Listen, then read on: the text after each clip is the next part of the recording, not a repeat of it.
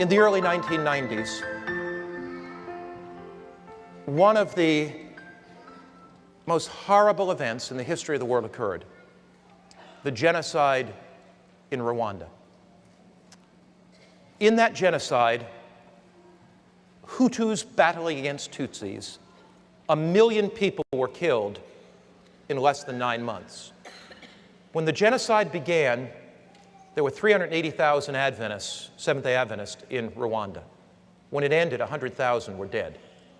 In 6 months, 100,000 Adventists were slain, not because they were Adventists, but because they were part of the minority tribe. In recent years, I've traveled to Rwanda on a number of occasions, speaking in large stadiums. There are trials going on right now in Rwanda trying the killers.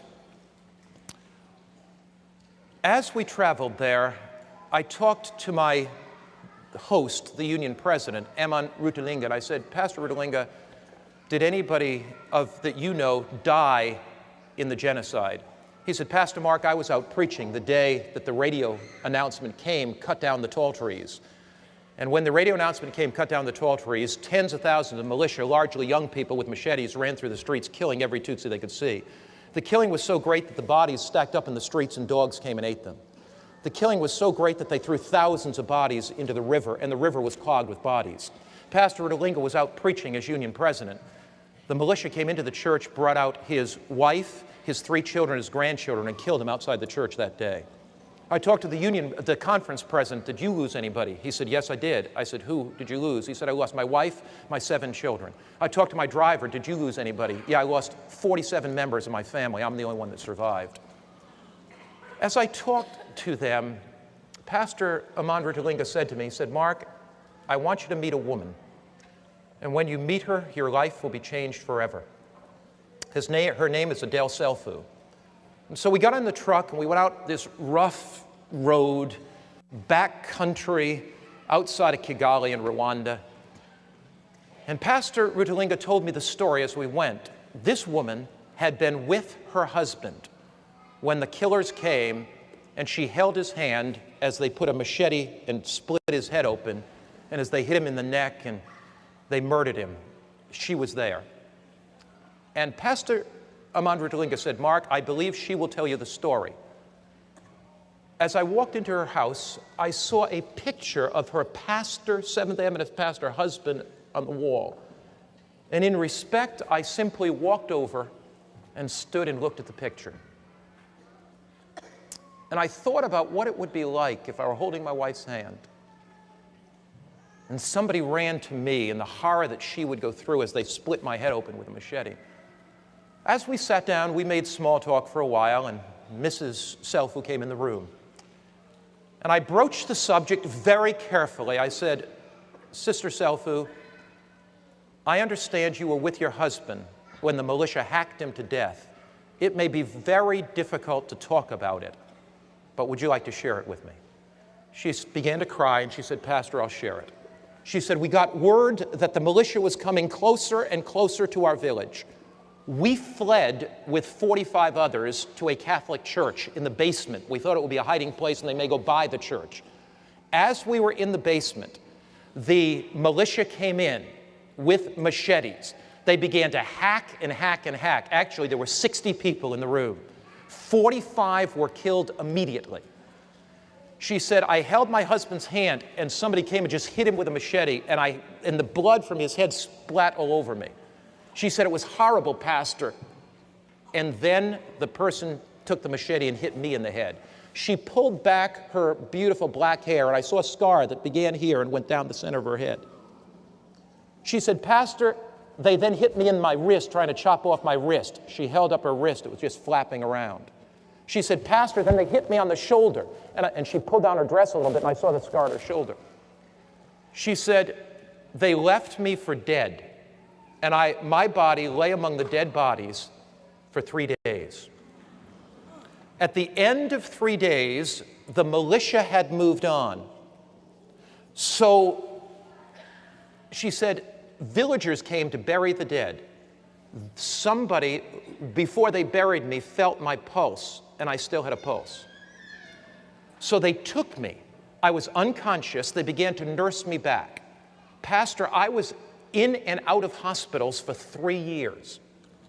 By this time, the forces from outside of Rwanda that were in the Congo fought their way back, liberated the country, and they built 18 prisoners for the murderers. They put 180,000 people in prison. Mrs. Selfo took 3 years to get back to health, but by now there was stability in the country. And she said to me, Pastor Mark, I have to make a decision of whether I'm going to be a bitter, angry old woman or not. And she said, I made a decision that my husband's death would not be in vain. I had the assurance beating in my heart that Jesus Christ was coming again, and that the thing that my husband would want would me to go to minister to the killers. So, Pastor, there's a prison not far from this village, and I became the mother of that prison. I would go in and bring blankets into the prison because of the cold nights. I would go in and bring food to the prison. I began studying the Bible with the prisoners. These were killers. One day, Pastor, I was in the prison. A young man fell at my feet, and he began to kiss my feet. And I looked at his face, and he said, do you remember me? And she said, I wish I could get that face out of my mind. It was the young man in his early 20s that took the machete and chopped my husband's head in half. It was the young man. I never knew he was in that prison. I never thought that I would see him again. It was the young man that took the machete and put the scar in my head and gave me such pain. And he said, would you forgive me? And she said, I picked him up and I hugged him and I said, I will forgive you. Pastor, I studied the Bible with him for 6 months. Pastor, he stood up before the whole prison and we assembled all the prisoners in the prison yard the day of his baptism and he confessed his sin. Pastor, we baptized him. Now, Pastor, he got amnesty after a few years and was let out of the prison.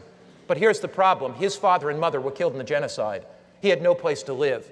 Pastor, I adopted him as my son. Would you like to meet him? My heart was beating. Beads of perspiration stood out of my head. I looked at the pastor's picture, who this man had killed.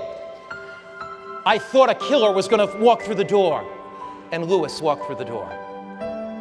A gentle smile on his face, a sparkle in his eyes. And